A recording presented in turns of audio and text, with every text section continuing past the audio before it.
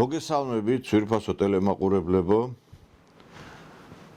დღეს ჩვენ გვექნება ძალიან საინტერესო გადაცემა იმ კუთხით, რომ ძალიან ბევრ თემებს შევეხებით და პირველ რიგში მე მინდა შევეხო იმ ფაქტებს, რა ფაქტებზეც სხვა მედია საშუალებები არ ლაპარაკობენ.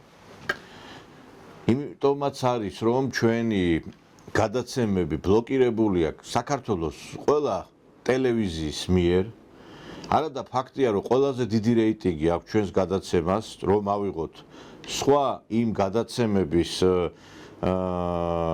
ეს ტოქ-შოუები, მიუხედავად იმისა, რომ მილიონობით თანხმდება მათი ტოქ-შოუები, მე ერთადერთი ადამიანი, რომელიც ქმნია ამ პროდუქტს 100 თავით, არ მინდა ეხლა ეს რაღაცა ტრაბახში ნუ ჩამომართვებთ რეიტინგის თვალსაზრისით. ეს გადაცემა იმიტომ უყვარს საზოგადოებას ხალხს, რომ აქ არის სრული სიმართლე. და მე ამას ვაკეთებ უკვე 15 წელია. და ზოგმა ეხლა იცით რა არის, ვიღაცას გონია, რომ ტელევიზიის მიმართულებით ესე ადვილია დაჯდება იქ და დაიწყებს საუბარს და ადვილად მოიპოვებს ხალხის სიყვარულს. ამას ყველაფერს ჭირდება თავისი რაღაცა გარკვეული სპეციფიკა, თავისი რაღაცა პროფესიონალიზმისადმი, რაღაცა სხვაგვარი მიდგომები და ამიტომაც არის კიდევ ერთხელ ვიმეორებ, ჩვენ რო სიმართლეს ვამბობთ, არც ერთმა ქართულმა ტელევიზიამ არ მოგცა ჩვენ საშუალება, რომ ერთი გადაცემა გასულიყო კვირაში ერთხელ თავის ტელეს სივრცეში. მიუხედავად რომ ბადე თავისუფალია, აი სხვა მკითხვას, ბადე არის თავისუფალი, არავინ არ გვაძლევს ჩვენ საშუალებას, რომ გავიდეთ. იმიტომ რომ კიდევ ერთხელ ვიმეორებ, არის ქვეყანაში საშინელი რუსოფობია და თუ რუსოფობია არ არის, ყველა ითხოვს, რომ ფული გადაგვიხადეთ. და ფულს მე ვერაფერს ვერ გადავხდი, იმიტომ იქით ფული გჭირდება, რომ ეს პროდუქტი შევქმნათ, იმიტომ რომ ჩვენ არავინ არ გვაფინანსებს. რაღაცა კეთილი ადამიანების, რაღაცა მცირედი დახმარებების და აი ეს ტაუნიუსი ავამოქმედეთ ახალი სააგენტო, ახალი გვერდი, უფრო სწორედ სააგენტო ძველია, მაგრამ ახალი გვერდი ქართულ-რუსულ ენაზე და დღეს ეს რეალობა, აი ეს ყველაფერი ქმნის იმ სურათს, რომელიც ნათლად მიუთითებს რა ხდება ქვეყანაში. მე არაერთ ტელევიზიებთან მქონდა საუბარი იმ საუბაზე, რომ მათ მოეცა ჩვენთვის დრო, რომ იცით ეხლა ყველას არ შეუძლია განსაკუთრებით ასაკოვან ადამიანებს სოციალურ ქსელებში უყურონ გადაცემას, მაგრამ აი ესეთი ის იყო მიდგომები, იმიტომ რომ ზოგ შურს ჩვენი არ უნდა რომ ესეთი მაღალ რეიტინგული გადაცემა ჩადონ, იმიტომ რომ მე თავიანთი რაღაცა სულელური გადაცემები იჩtildeება. ზოგს მაგალითად რაღაცა სხვა მერკანტილური მიზნები აქვს. ყველაფერს თავისი დრო გამოაჩენს ბოვა, ჩვენ ტელევიზიაც გვექნება, ფინანსებიც გვექნება და მე ეს ხალხი ძალიან მწარედ ინანებს, მაგრამ მე უკვე გვიანი იქნება. მე ამას როდესაც ვლაპარაკობ, ამისი ობიექტური გარკვეული მიზეზებიც არსებობს, რომ ეს თქვა. რაც შეეხება ჩვენს გადაცემას, ნუ დღეს თქვენც კარგად იცით რა დღეა და მე აი ხა რუსოფობია ვახსენე და მთელი დღევანდელი დღე აგებული იყო იმაზე, რომ აი 26 მაისს ჩვენ დავკარგეთ დამოუკიდებლობა, ამ საშინელმა რუსეთმა წაგვართვა ეს დამოუკიდებლობა. იცით რა თქმა უნდა, ისტორიული რეალობას ვერავინ ვერ გაექცევა და მეც ახლა თეთრზე შავს ვერ ვიტყვი, რაც მოხდა ყველამ კარგად ვიცით, მაგრამ ერთი რამე არის. სამწუხაროდ აზერბაიჯანმა ჩვენ გვაჯობა ჭკუაში, აზერბაიჯანმა გამოიჩინა გამჭრიახობა უფრო მეტი იმ 21 წელს, ვიდრე ჩვენ. ისინი არ შეეჩეხნენ რუსეთის იმპერიას პირიქით, წინააღმდეგობის გარეშე მოხდა ის, რომ რეალურად მათ კარი გაუღეს რუსებს და გახდნენ იმ დიდი იმპერიის ნაწილი და საბჭოთა კავშირის ნაწილი შემდგომ, ჩვენ გაუწიეთ წინააღმდეგობა და ერთ-ერთი მიზეზი ისიც იყო შემდგომში, რომ ხერეთი აზერბაიჯანს გადაეცა. როდესაც ჩვენ აქ, ნუ რა თქმა უნდა, მე აჯანყებებიც მოვაწყვეთ და წინააღმდეგობებს გავწიეთ. რა არის დამოუკიდებლობა? როცა შენ ტერიტორიებს იბრუნებ და შენ ტერიტორიებს ინარჩუნებ, თუ შენ რო ბოდიში დამარცხდები, დაკარგავ ტერიტორიებს, ეს არის დამოუკიდებლობა. დღეს ვიღაცები საუბრობენ იმის შესახებ, რომ ფინეთი მათ დიდი ზიანი მიაყენა რუსეთს. კი, მიაყენა, არავინ არ უარყოფს, რამდენიმე ბრძოლაც მოიგო ფინეთმა რუსეთთან, მაგრამ დაკარგა თუ არა ფინეთმა ტერიტორიები, დაკარგა. ანუ გამარჯვება ვის დარჩა? ტერიტორიები ვინ დაკარგა ამ ომში? ტერიტორია მთავარი ქურთები ერი არსებობს, მაგრამ არა აქვთ ტერიტორია ქურთებს. და ჩვენ აი ესეთი ავანტყოფურმა აზროვნებამ სამწუხაროდ არ ვიცი როდემდე შეიძლება ასაზრდოს ჩვენი ქვეყანა, მე არ ვიცი, დავიღალე კიდევაც მეგობრებო, ერთი და იგივეს ლაპარაკით, რომ აი უნდა დავიწყოთ ლაპარაკი რუსეთთან, რომ საჭირო ამ მიმართულებით გადადგმა ნაბიჯების, რომ ყველა არის მონა, ყველას ეშინია ამაზე დავიღალე და ქვეყანაც უკვე უკან მიდის. მე როდესაც ამაზე საუბრობდი, მაგალითად 15 წლის წინ, მაშინ უკვე ამ რუსეთთან დიალოგი კიდევ უფრო რაღაც სხვა სიტუაცია იყო. მე კიდე 1-2 წლის მერე რო ლაპარაკობდი, კიდე უფრო და ნელა რაც უფრო მივიდის დრო, მით უფრო მძიმდება სიტუაცია. მით უფრო მძიმდება. დღეს არც ერთი რუსულ-ქართულ ურთიერთობებზე მომუშავე პარტია არ არსებობს ქვეყანაში. არც ერთი ტელევიზია არ არსებობს ასეთი. არც ერთი ძლიერი მედია საშუალება არ არსებობს ასეთი. არც ერთი რუსულ-ქართულ ურთიერთობებზე მომუშავე ექსპერტი არ არის გამოსული წინაპლანზე აი ამ ტელესივრცეში. და ამიტომაც არის რომ ეს მომავალი თაობა სწორედ აი ესეთი რუსოფობიით არის გაჟღენთილი და რატო გვიკვირს? როდესაც ყველაფერი არის ზუსტად აი ამ მიმართულებით. მე რუსოფობიასთან დაკავშირებით დიდი ხანია ვსაუბრობ, მაგრამ ეს არ არის ჩვენში რაღაცა საყოფაცხოვრებო ნიადაგზე რუსოფობია და ანუ რუსოფობია, რომელიც ეხლა მაგალითად ვიღაცა რო ჩამოვა რუსეთიდან, იმას ვიღაცა თავს დაესხება. ეს არ არის. ამ რუსოფობია არის, როდესაც პოლიტიკური მიმართულებით ადამიანებს თავს ესხმიან და არ აძლევენ საშუალებებს, რომ რუსულ-ქართულ ურთიერთობებზე ილაპარაკონ. 1918 წლის 26 მაისის, 1991 წლის 9 აპრილის და შემდგომი მოვლენების ანალიზის თუ გავაკეთებთ, უნდა მივხვდეთ, რამდენსაც ჩვენ ვაგინებთ, ლანძღავთ და ვესვრით რუსეთს, იმდენჯერ 10-ჯერ მეტი გვხდება. და ვინც კი იჩეს რუსეთის მიმართ სხვაგვარ დამოკიდებულებას ძლიერდება და უფრო ხდება ანგარის გასაწევი ძალა. ეხლა ვიღაცებს რო უხარიათ, რომ რაღაცა დრონები შემოფრინდა, მე აქ რუსეთში მიმყოფები მეგობრებო.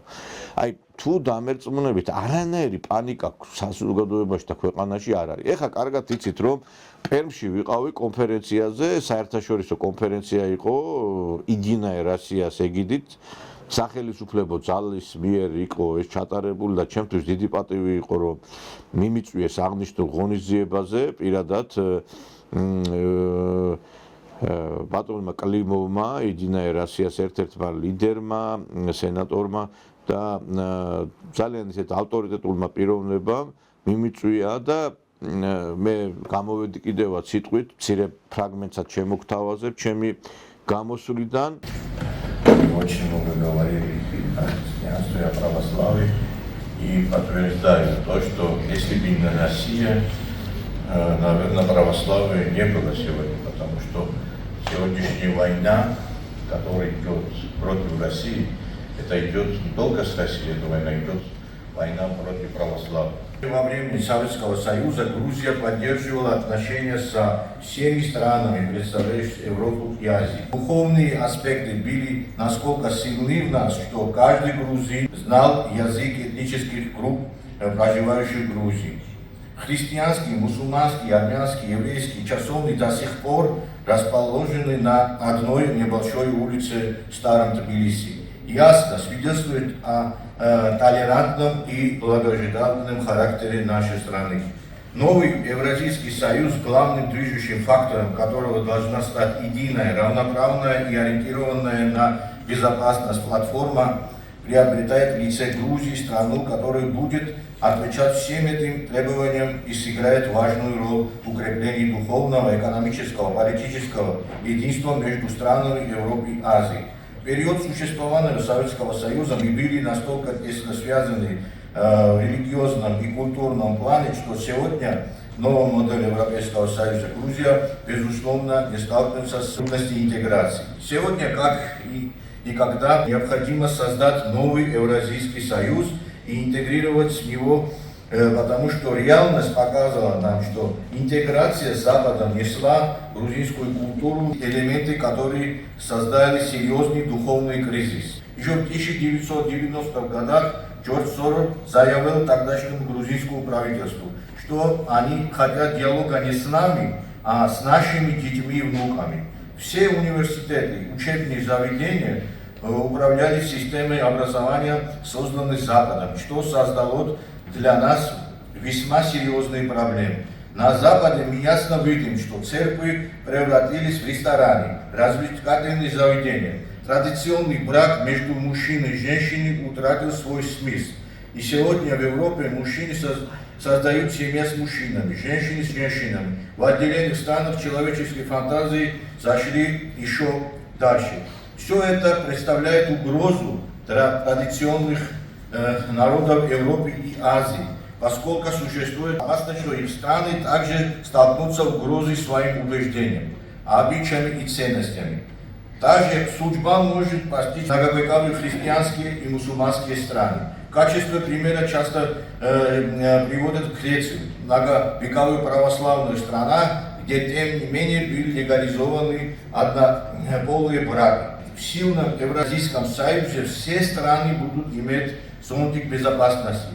И в том направлении также важно поднять культурные связи на высочайший уровень. Интересы представителей христианских и мусульманских общин находили защиту культурно-бытовых измерений советской эпохи и найдут его в Евразийском Союзе, поскольку конфронтации на религиозном или этническом почве чужда нашим странам. Однако, если не будет созданы определенные защитные механизмы, это может оказаться под угрозой. В Грузии уже предпринимались попытки разжечь религиозные и этнические конфронтации со стороны неправительственных организаций, финансируемых Западом.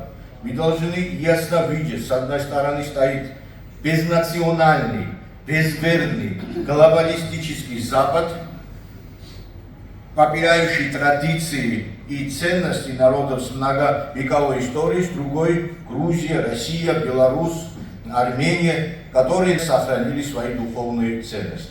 Большое спасибо. Коллеги, ზუსტად მე რო ვიყავი, იქ მოხდა პერმის თვითონ პერმში კი არა, ქალაქში, თვითონ პერმის ხარეში მოხდა რაღაცა დრონის შეტევა.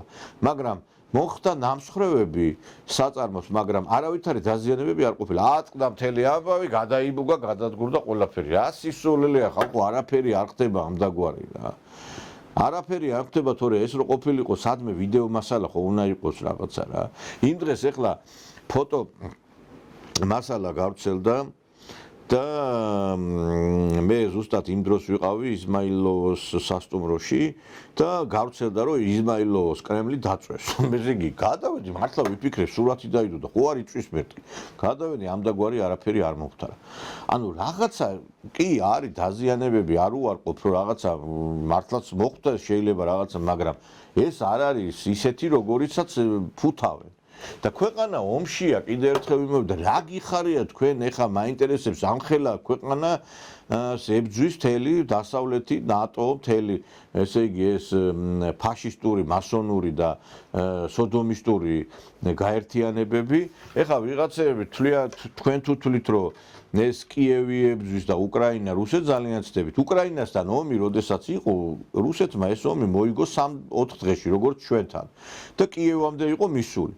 შემდგომში მოხდა ის, რომ ჩავიდა აი მარგარიტა სიმონიანმა ზუსტად აღნიშნა ეს, ჩავიდა შემდგომში ჯონსონი, ბორის ჯონსონი, რუსული სახელის მქონე ადამიანი და თქვა, რომ ჩვენ უნდა ვიბრძოლოთ რუსების წინააღმდეგ, უკრაინელების ხარდასაჭერად და უკვე ომმა შეცვალა თავისი რაღაცა რადიუსი და თავისი დანიშნულება და უკვე ჩაერთვნენ აქ ნატოსა და დასავლეთის ძალები. თუმცა მანამდეც იყვნენ ჩართულები, მაგრამ ასე ღიად არა.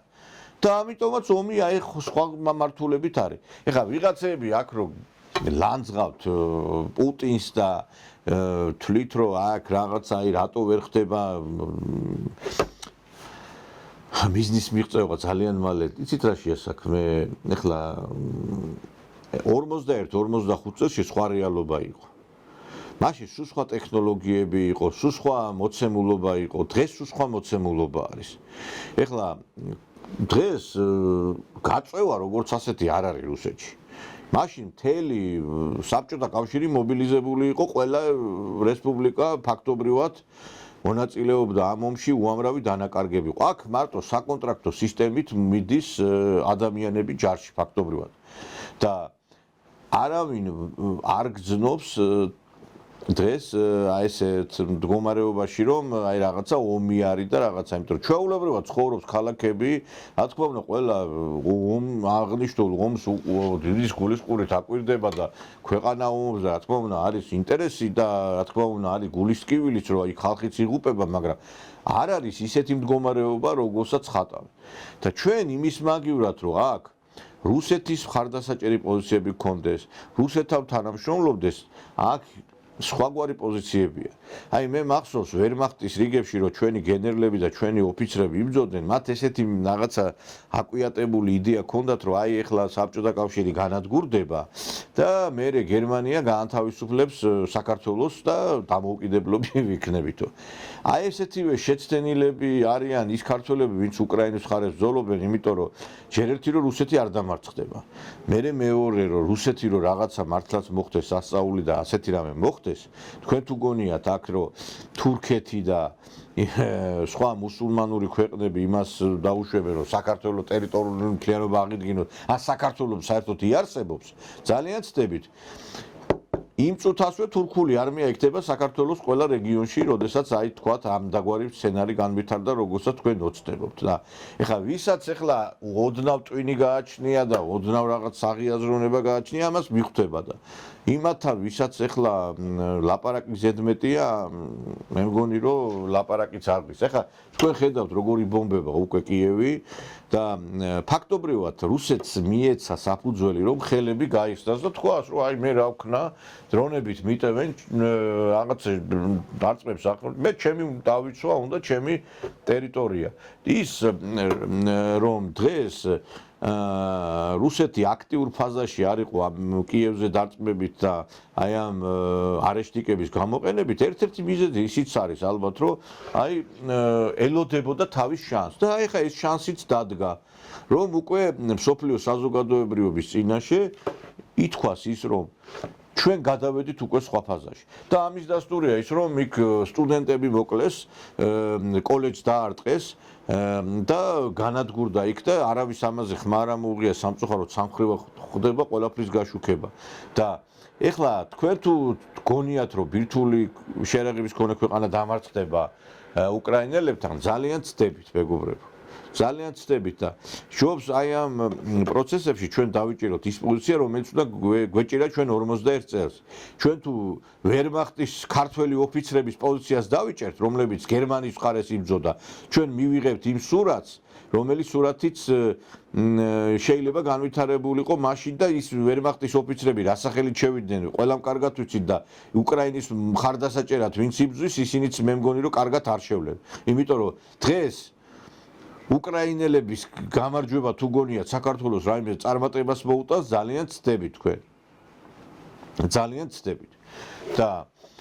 აქედან გამომდინარე ჩვენ ყველა ღონე უნდა ვიხმაროთ აი ამ ძიმე პერიოდში რომ რუსეთთან ურთიერთობები სხვა ფაზაში შევიყვანოთ აი ახლა მესმის რომ ბევრს შეიძლება აღიზიანებდეს რაღაც პროცესები თუ რამე არ ვითარდება ისე როგორც საჭიროა სწორედ ამაზეც საჭიროა მუშაობა ვინმე თქვა რომ ერთი ხელის დაკვირით ყველა პრობლემა გადაწყდება ვინმე თქვა რომ იმ წუთასვე ჩვენ რო დიალოგს დავიწყებთ რუსეთთან ყველა საკითხი მოგვარდება ეს ვინმე თქვა მაგრამ ამას ჭირდება დროში გაწერილი მოქმედებები და ამას ჭირდება მუშაობა აი ხა პერმი ვახსენე აი გული დამწყდა იცით რაზე რომ უამრავი ქვეყნის დელეგაცია იყო ჩამოსული უამრავი 5-6 კაციანი დელეგაციები იყვნენ ჩამოსულები და იქ ყველა აღნიშნავდა ამ ყველაფერს. ახლა სომხეთზე ძალიან გაბრაზებულები არიან რუსები, იქაც ეს აღინიშნა, რომ სომხეთის ხელისუფლება არის სხვა მიმართულებით, მაგრამ იქ გამომსვლელები ლაპარაკობდნენ, რომ ეს არ არის სომეხი ხალხის პოზიცია და პირიქით პაშინიანს მიწაშიდებდნენ გამომსვლელები. და რუსების დღეს სიმართლე რო ვთქვათ, ხო, კი რაღაცა იქ რამდენიმე ალკოგოლური ფირმა ესეთი წარმოებელი იქნა დასანქცირებული, მაგრამ ძირითადად ასეთი პოზიცია რო კი ხელისუფლება იბრძვის, მაგრამ ჩვენ სომეხი ხალხის გვერდით ვდგავთ.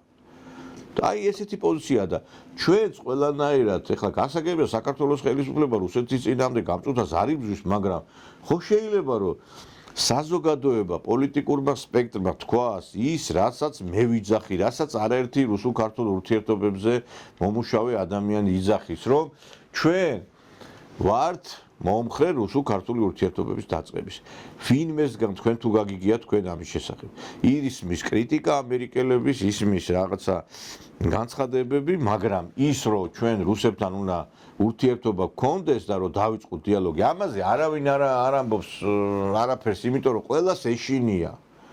აი რაღა მოცემულობაა საჭირო ხალხო, კიდევ ერთხელ ვიმეორებ, აი ეხლა აი ამ პერიოდში, როდესაც ეხლა დარტყმები ხორციელდება კიევზე და ნახეთ ჩვენ რა დამანგრეველი იყო ეს დარტყმები, ჩვენთან გამოდიან ქართველი პოლიტიკოსები და ლაპარაკობენ იმის შესახებ, რომ აი ეს დარტყმები იქნება საწინდარი იმისა, რომ აი რუსეთს კიდევ უფრო მეტი ზიანი მიადგება. აი აღარ დაიღალეთ, აღარ მოგბეზდათ ეს რაღაცა, რომ ჯერ მახსოვს ეს პეტრე მამრაძე იძახდა, რომ ბირთვული შერაღებები არ აქვს, რუსეთს ეგენიო საერთოდ არც მოქმედებს და წყობრიდან არის გამოსული და ეს კაცი დღე-დაღამე ტელევიზორში არის.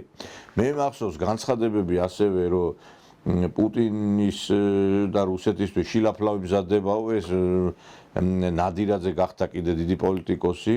თქვენ დაწესებულებას რაღაცა მიაქციეთ ყურადღება სამედიცინოს და პოლიტიკას, როგორმე პოლიტიკოსები მიხედავენ. და მერე კიდე ეხა იცით რა არის, აქ მე უფრო კარგად ავგზნობ რა და როგორ არის რუსეთის ვითარება და როცა ქვეყანაში შიგნით ხარ და ცხოვრობ და მithumetes ყველა რეგიონში მიწევს სიარული თითქმის გრძნობ როგორი დამოკიდებულება საზოგადოების და ხალხის მიმართ. დღეს მთელი რუსეთი თითქმის თამამად შემიძლია ვთქვა, რომ არის დარაზმული იქითკენ, რომ რუსეთმა აუცილებლად უნდა გაიმარჯვოს. შეიძლება ვიღაცა უკმაყოფილო იყოს, შეიძლება ვიღაცა არ მოსწონდეს რაღაცა, მაგრამ უმრავლესობამ ხარს უჭერს პუტინს, უმრავლესობამ ხარს უჭერს რუსეთის ხელისუფლებას და ეს არაერთხელ დადასტურდა. და ნუ გამოყავთ ისე სიტუაცია, რომ ვითომ რაღაცა უნდობლობა. მე ძალიან გამიკვირდა საქართველოში, რომ დღეს რაღაცა იმ ხალხმაც დაიწყო პუტინის გინება და რაღაცა რუსეთის მიმართ ცოტა ისეთ ნეგატიური პოზიციების გამოვლენა, რომლებიც რაღაცა აქამდე სხვაგვარად ფიქრობდნენ. მე გეკითხები თქვენ, რა უნდა ქნას ახლა ამ შემთხვევაში რუსეთის ხელისუფლებამ გადაისროლოს მთელი შერაღება და შეაკლას და ზარალი განიცადოს. პირიქით, ეს არის ომი, რომელიც ფაქტობრივად ძალების დაზოგვით, ძალების გარკვეულწილად კონცენტრირებით ხდება ის, რომ ქვეყნის გამოფიტვა ხდება, დასავლეთის ქვეყნების გამოფიტვა ხდება და რუსეთის გაძლიერება ხდება. ეს ომი თუ გრძელდება, რუსეთის საწინააღმდეგოდ კი გრძელდება, ევროპის საწინააღმდეგოდ გრძელდება, იმიტომ რომ ის დანაკარგები, ის რესურსები, რომლებიც აისახება ევროპული ქვეყნების ეკონომიკაზე, ვერ ხდება მათი გარკვეული შემდგომში ჩანაცვლება და რუსეთი არის უდიდესი ქვეყანა, მენდელევის ფორმულა რო აიღო, ყველაფერი აქვთ რუსებს და აქ არავითარი პრობლემა არ არის, არც ენერგორესურსების კუთხით, არც წიაღისეულის კუთხით, არც საკვების კუთხით, არც არაფრის კუთხით. და ევროპა მიკითხოს, რომლებსაც არც ენერგორესურსები გააჩნია და არც ბევრი ის, რაც რუსეთში არის. ნუ გონიათ ეს ყველაფერი. დღეს ქვეყნის ეკონომიკას განსაზღვრავს სწორედ ენერგომატარებლები. და ენერგომატარებლები თუ არა გაქვთ, ჩემო მეგობრებო, იმ ჰოლანდიური ყვავილების გაყიდვით ბიუჯეტს ვერ შეავსებ. ამ ენერგომატარებლების გაძვირების გამო გერმანული კომპანიებმა დაკეტეს თავისი ფაბრიკები და გადაიტანეს ამერიკაში. გერმანულმა სიამაყემ, Volkswagen-მა, Audi-მ უკვე შეაჩერეს ფაქტობრივად თავისი მუშაობა და Mercedes-იც ემზადება უკვე გასასვლელად. რაზე არის საერთოდ საუბარი? და ხალხი ტანს იბავს იმითი, რა ქვია, ნორმირებულად უბაში, რა ქვია, ევროპაში. და რას გავს ევროპა თქვენ ნახეთ ეგერ ბოდიში და ბონჟებად იქცა დონდევნილების ხარჯზე. და აქ ჩამოდით ერთი რუსეთში და ნახეთ რა სიტუაცია, როგორი წესრიგი სისუფთავე გავიგე, რომ აქაც ახლა ხალხს ცოტა შეიძლება ზოგ გაუჭირდა, მაგრამ ეგ იმას არ ნიშნავს, რომ აქ ვინმე შიმშილობს, სამსახურის პრობლემა არ არის, კეთილდღეობის პრობლემა არ არის, დაცულობის პრობლემა არ არსებობს. ევროპაში თუ კი შენ იმის შიში გაქვს, რომ ვიღაცა ყელს გამოგჭრეს იქ ავტობუსში რომ დაჯდები, ასეთი რამე რუსეთში არ არსებობს. ევროპაში შენ თუ იმის შიში გაგაჩნია, რომ რაღაცა ელექტროენერგია გამოგერთვება ან გაზი, აქ ამის პრობლემა არ არსებობს. ევროპაში შენ იმის შიში რო გაქვს, რომ ხვალ დახლებზე პროდუქცია არ იქნება, აქ ამის პრობლემა არ არსებობს. ევროპაში შენ იმის პრობლემა თუ გაქვს, რომ შენი შვილი, რომელიცაც დიდი შეიძლება გახდეს რაღაცა გარყვნილებისა და სოდომისტური რაღაცა წიაღში ამოყოს თავი, აქ ამის არავითარი მოცემულობა არ არსებობს. შენ თუ იმის შიში გაქვს ევროპაში, რომ ხვალ შენი ქვეყანა აღმოჩნდება არეშკინისა და აი ამ ბირთვული ქობინების სამიზნე, აქ ამის პრობლემა არ არსებობს, იმიტომ რომ რუსეთი არის დაცული, მეგობრებო. და ამიტომაც არის, რომ ასეთი რაღაცა წკენები და ესეთი აი რაღაცა ისეთი რაღაცა პატარა რაღაცა ჩხლეტები შედეგს ვერ აღწევს. შეუძლებელია რაღაცა დრონის ნარჩენებმა ბირთვული შეერაღების მქონე ქვეყანას შეაზანზაროს. ეს გამორიცხულია. და ამიტომაც ეხლა ვისაც საღი გონება აქვს, კი ხვდება რაც არის და ვისაც ეხლა აზრი არა აქვს იმასთან ლაპარაკს, ვისაც საერთოდ გასულია ასტრალის მომსახურებიდან. მე ერთი რამე მინდა ვთქვა, მე პირადად ყველაფერს ვაკეთებ აქ იმისათვის, რომ ჩემი რაღაც წვლილი შევიტანო ქართულ-რუსულ ურთიერთობების საქმეში. და პრინციპში ამას რაღაც დოზით ვახერხებ და ჩემი გამოსვლებით, ჩემი კონტაქტებით მე იქ არაერთი ჩემი უცხოელი კოლეგა გავიცანი, რომლებსაც მივაწოდე ინფორმაცია ქართულ-რუსულ ურთიერთობებზე, საქართველოს შესახებს და ასევე მე მქონდა რუსეთის ხელისუფლების წარმომადგენლებთან შეხვედრა პერმში ყოფნის დროს და უნდა გითხრათ, რომ საქართველოს მიმართ არის ძალიან დადებითი დამოკიდებულება რუსეთში. ვერ წარმოიდგენთ თქვენ როგორ გვიყურებენ ჩვენ და ჩვენზეა დამოკიდებული, აი ჩვენ მხაზეა დამოკიდებული რას და როგორ ვიზამ. მაგრამ გულდასაწყვეტი ის არის, რომ ჩვენ ქვეყანაში რატომღაც აი ვერ შეიქმნა ვერც პარტიები, ვერც ექსპერტები, რომლებიც რაღაცა კონსოლიდირებული იქნებიან ერთი მიზნის ქვეშ. გული მწყდება ერთი პატარა ქვეყანა ვარ და ერთმანეთს ჯიჯგნით ვჭამთ, ერთმანეთის წარმატება არ გვიხარია. ეხა მე რო რაღაცა სიტყვაზე ვიტყვი, რომ აი მაგალითად ჩვენ ვართ სიტყვაზე ერთადერთები, რომლებიც აქ მოსკოვიდან მაუწყებლობთ, ეს აღიზიანებს ვიღაცას. ვიღაცას ის გააღიზიანა, რომ ჩვენ რაღაცა კითხვებს ვამდით რუსეთის საგარეო საქმეთა სამინისტროში. თქვენ იყავით, კი ბატონო, თქვენ დაიქვით. პირველ რაც არის, ის ხო იმას ვამბობ, მე არც ვინმეს თავს ვაწონებ, მაგრამ ერთ რამეს გეტყვით, მე რომ ვიღაცები რომ ცდილობთ, მე არ მინდა გვარსახელები დაყენ თქვა და ზიანი მომაყენოთ აქ, მე თქვენვე ზიანდებით ამით, იმიტომ რომ კარგად იციან ვინ არის ნიკოლოზ ჟავანაძე, რა საქმიანობდა, ამიტომ ვინც მე მარტყამს თვითონ ხდება დარტყმის ქვეშ, იმიტომ რომ ყველა კარგად ხდება, რომ თავს იზიანებთ, თავს დაიზიანებთ ჩემზე დარტყმებით, იმიტომ რომ აქ ყველაფერი იცის და მე აქ ვერც ვიქნებოდი, რომ არავინ არაფერი არ იცოდეს, კიდევ ერთხელ ვიმეორებ. ყველა გვარსახელებით ვიცი რა შხამი და ბოროტება მოდის თბილისიდან. მე პირველი 3-4 თვე აი აქ ბოდიში გაოგნებული ვიყავი იმ დარტყმების შედეგად და ეხლაც არ ჩერდება ეს სიმართლე რო გითხრა, მაგრამ ამის იმუნიტეტი გამოვიმუშავე, აქ უკვე თავიდან არ მქონდა გამომუშავებული, მაგრამ უკვე გამოვიმუშავე, თბილისში მქონდა და აქაც გამოვიმუშავე უკვე და ვინც კი აი ამ ასეთ ქმედებებს ახორციელებთ, თქვენვე ზიანდებით, თქვენვე ზარალდებით, იმიტომ რომ კიდევ ერთხელ ვიძახით, სხვანაირად შეუძლებელია, რომ აქ ეხლა თქვენ როგორ ფიქრობთ, დაზვერვამარიცის ვინ რას წარმოადგენს თუ უშიშროებამ თუ რა სასაცილო არის ეს ყველაფერი. და ამიტომ მე კიდევ ძალიან ბევრი რაღაც მიზნები მაქვს და მიზნებს ყველაფერს ხორჩევას ხამ და იმ ხალხს ურჩევ რომ იმით კი ნუ გასკდებით ბოღმით და შურით რომ ვიღაცამ წარმატებას მიაღწია რუსეთში არამედ იმაზე იფიქრეთ თქვენც გააკეთეთ მთელი ცხოვრება ესე იგი იმას ვფიქრობდი რომ ვიღაცა წარმატებას რომ მიაღწევდა ჩემი მედიის საშუალებით ტელევიზიის საშუალებით მასზე კარგი მეთქვა დადებითი მეთქვა და ცაში ამეყვანა მეკო და მედიდა აქ მე რო ჩამოვედი ესე იგი ხალხი ისე დაიბოღმა და შურით ღვარძლით აღივსო ესე იგი არ ვიცი აი ვერ ვამჩნევ ეს ხალხი რადიკალურად შეიცვალა და არ ვიცი აი ეს არის ქართული ბუნება რომ ქართველი და აქაც უკვე რუსეთშიც იციან ეს ყველაფერი რომ ყველა ეთნიკური ჯგუფი ერთმანეთში არის გაერთიანებული და ჩვენ ერთმანეთის ჭმითა ვართ დაკარებებული და ეს ყველაფერი ცუდად იმოქმედებს ჩვენს ქვეყანას რუსულ-ქართულ ურთიერთობებზე საქართველოში რომ დღეს არავინ არ ლაპარაკობს ეს ბევრწილად იმიტომაც არის რომ ერთიანი არ არის საზოგადოება ამ ფლანგზე ვინც მუშაობს პირიქით ერთმანეთს ჯიჯგნიან ერთმანეთს ებრძვიან ცდილობენ რომ ვიღაცას ფეხი დაუდონ ვიღაცა გასრისონ ვიღაცას რაღაცა ზიანი მიაყენონ არ არის ეს სწორი და არ არის ეს სამართლიანი მე გვარსახელებს არასდროს არ ვასახელებ თუ ვიღაცამ ძალიან ზედმეტად არ გადაამლაშა რო გადაამლაშეს შენ მიიღეს კიდევაც პასუხი და თუ კიდე იქნება კიდე მიიღებენ მაგრამ ზოგადად შემიძლია ვთქვა რუსეთში ყველაფერი იცის და აქედან გამომდინარე მოდით ხალხო იცით რა ვქნათ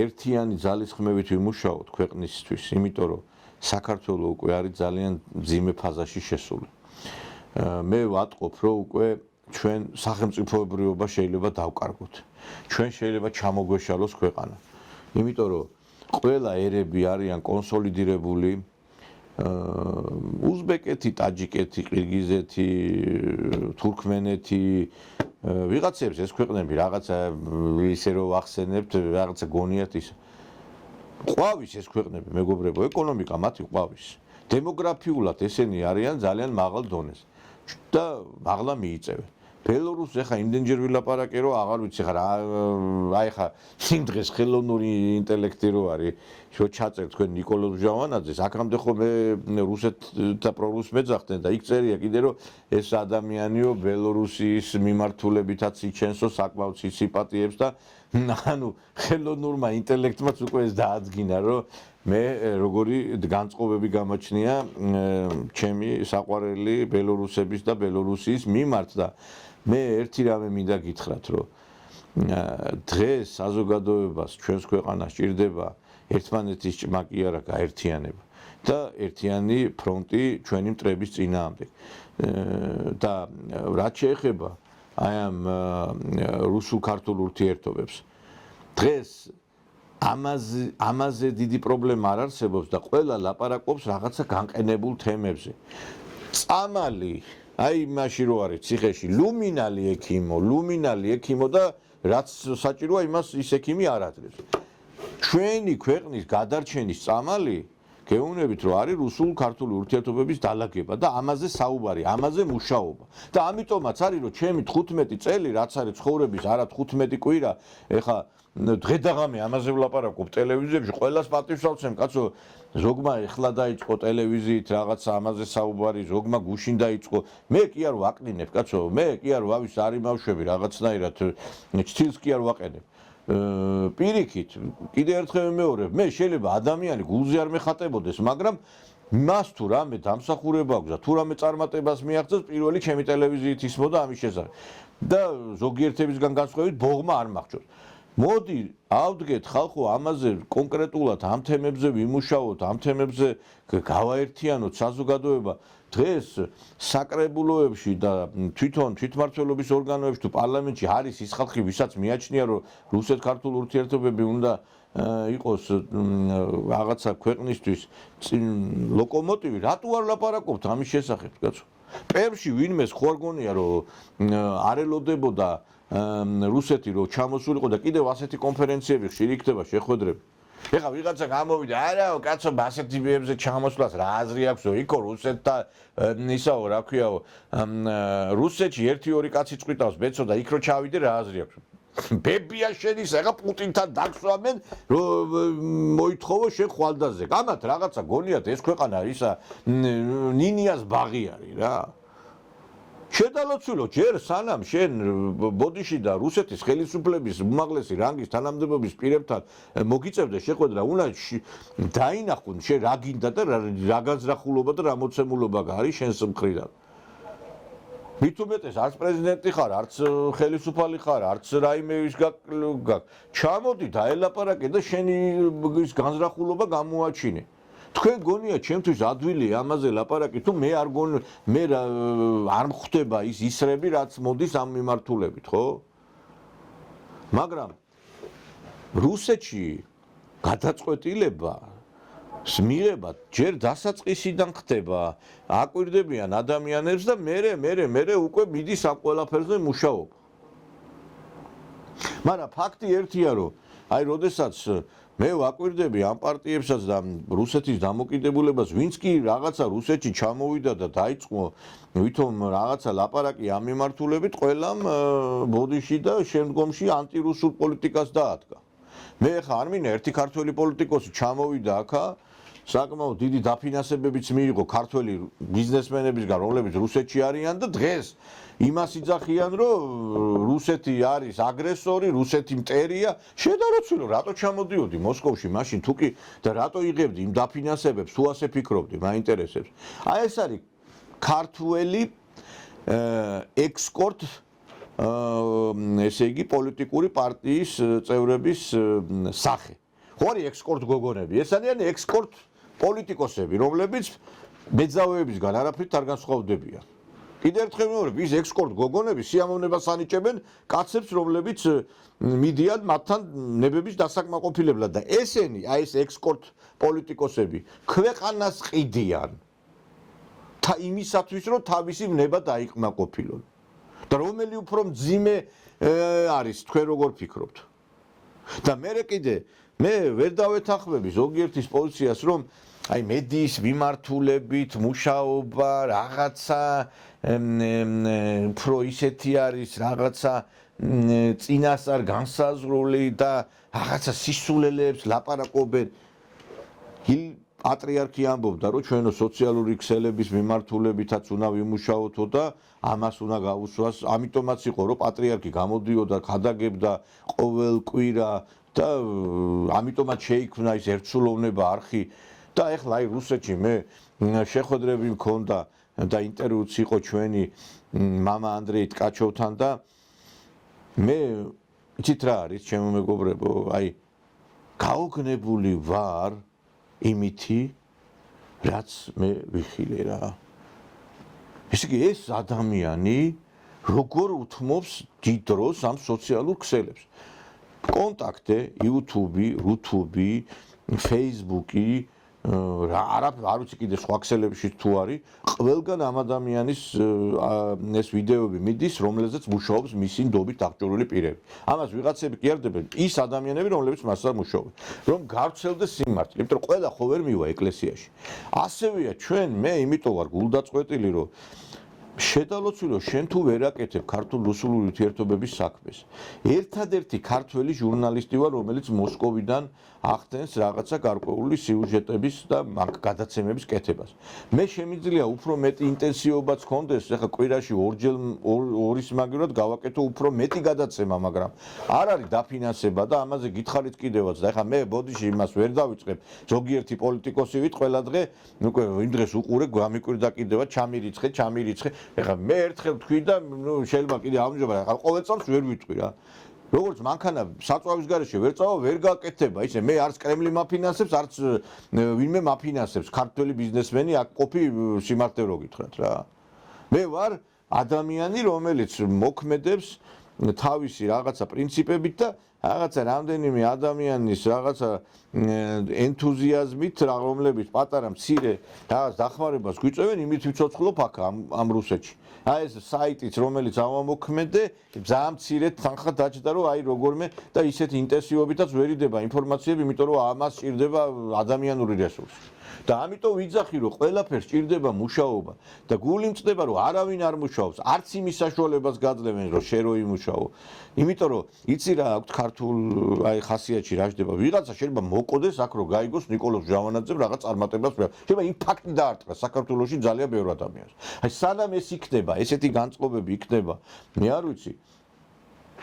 მე იმ დღეს რაღაცა წარმატებას მიაღწია ადამიანს, ისე გამიხარდა, ისე მიულოცა გადაცემაში თქვენ და ეს ამ ადამიანმა რო გაიგო, აქა ვარ ბოღმისგან გასკდა კაცო. ერთხელ ტელეფონზე არ დაურეკია, ერთხელ რამე ერთი არ უთქვია, მეც აქ რამდენიმე წარმატება მქონდა სერიოზული, კაცო. ბოლო ეხა ტყილა ხო არა ვარ აქ არა რა.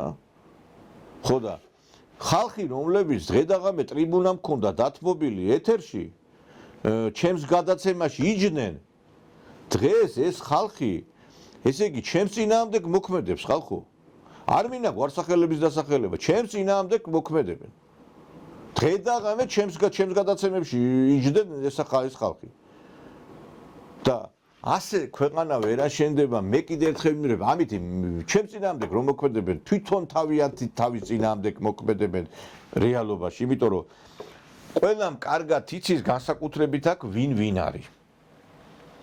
ერთმა ავადმყოფმა ისეთი სიუჟეტები გაამზადა, რომ აიო ნიკოლოზ ჟავანაძით თუ რაღაცა ისინი დაინტერესდნენ. სად არის ვინ რა დაინტერესდა? ვინ? სახელმწიფო გუნდი კონფერენციებზე მეპატიჟება, რუსეთის საგარეო საქმეთა სამინისტროში აკრედიტირებული ვარ და ხალხი, ესე იგი, რო კითხო რუსულ-ქართულ ურთიერთობების ლოკომოტივობას ვართ და ჩემნაირ ადამიანს ებძვია, კაცო. იმის მაგივრად რომ მოვიდეს და მითხრას რომ მოდი რაღაცა, აი ვითანამშრომლოთ და რაღაცა. ამიტომაც არის ღმერთი მაღლიდან იყურება, ყველა ვინც აი ესეთი ადამიანები ვერც საქმეს ვერ გააკეთებენ და პირიქით გარიყულები იქნებიან და განდევნილები იქნებიან პოლიტიკიდან. მე ყველაზე კარგი აი ეს თვისება შევიმუშავე ამ დროის განმავლობაში და ადრე იყო რომ ძალიან ყველას პასუხობდი, ყველას ბოდიში და გავცემდი პასუხს, როცა აი ახალი დაწყებული მქონდა ამ საჯარო სივრცეში. არავით არის. ხო ატყობთ. გვარსახელებს არ ვასახელებ. შეიძლება თუ გავიღაცამ ძალიან გადაამლაშა, მაშინ თქვა ძაღლად არ ვაგდებ იმათ, ვინც კი რაღაცა ზედმეტად თავს მესხმის. ყველას თავისი ადგილი მიეჩინება უფლის მიერ, იმიტომ რომ მე ვარ ღრმადმორწმუნე ადამიანი. არგილოზი არა ვარ, მეცოდვილი ვარ, რა თქმა უნდა, მაგრამ ადამიანი, ვინც სიკეთეს აკეთებს, მას ღმერთი იფარავს და ვინც ბოროტებას აკეთებს, იმას ღმერთი არასდროს ხელი არ მოემართება მას ღმერთისგან.